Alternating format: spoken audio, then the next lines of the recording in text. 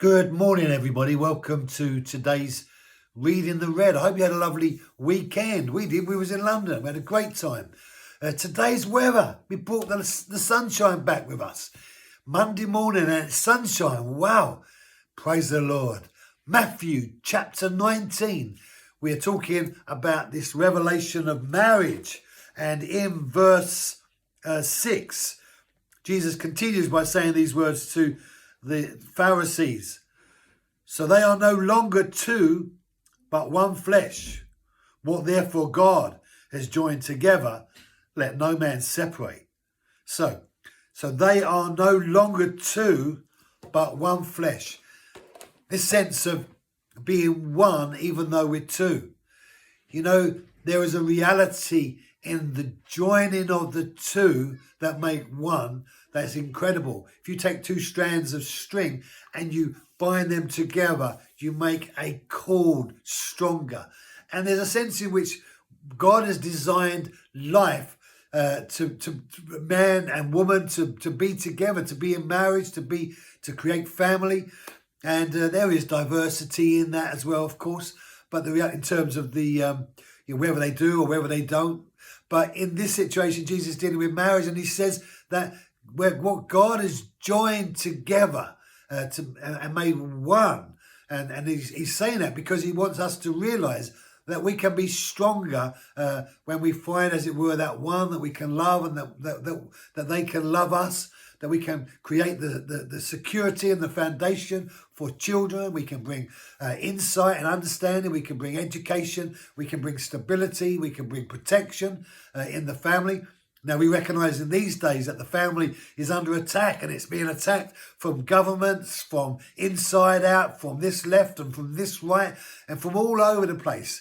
And many enemies. In the 80s, they said, pray for the families because the family is under attack. I remember Linda Bowen saying, pray for the families.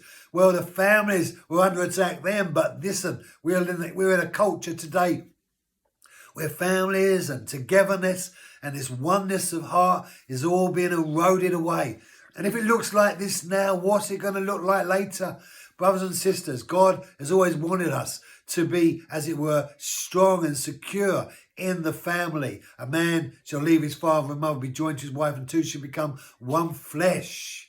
And that sense of being one. And that's not just one in physical terms, in terms of sexual unity. It's oneness in spirit, oneness in thinking, oneness in heart. Not that we always agree with our wife or our husband, but that we're one in our decision making, one in our directives. We stand together, we fall together, we go through the battles together. That victory, that failure, we do it together. And there's that sense of empowering because we're doing something together, that's strengthening. And then right at the end there it says, so what God has joined together, let no man separate. So the reality of separation is not on God's agenda as it relates to a Christian marriage. God has no intention for Christians to be divorced. In Malachi, he tells us that God hates divorce and that sense of separation. We are to love the wife, the husband of our youth. And so we should protect our marriages. But again, what happens when it's all gone wrong? What happens when it's gone pear-shaped? What happens when our relationships break down? What do we do then as Christians, as non-Christians? What do we do then? Where do we go? Who do we turn to? How does it work once we've failed? And brothers and sisters, there is a solution beyond failure. And I'll tell you that the rest of this week. God bless you. Have a great day, and I'll see you tomorrow. Oh, don't forget, Proverbs with Paul in the afternoon, and I'll see you later.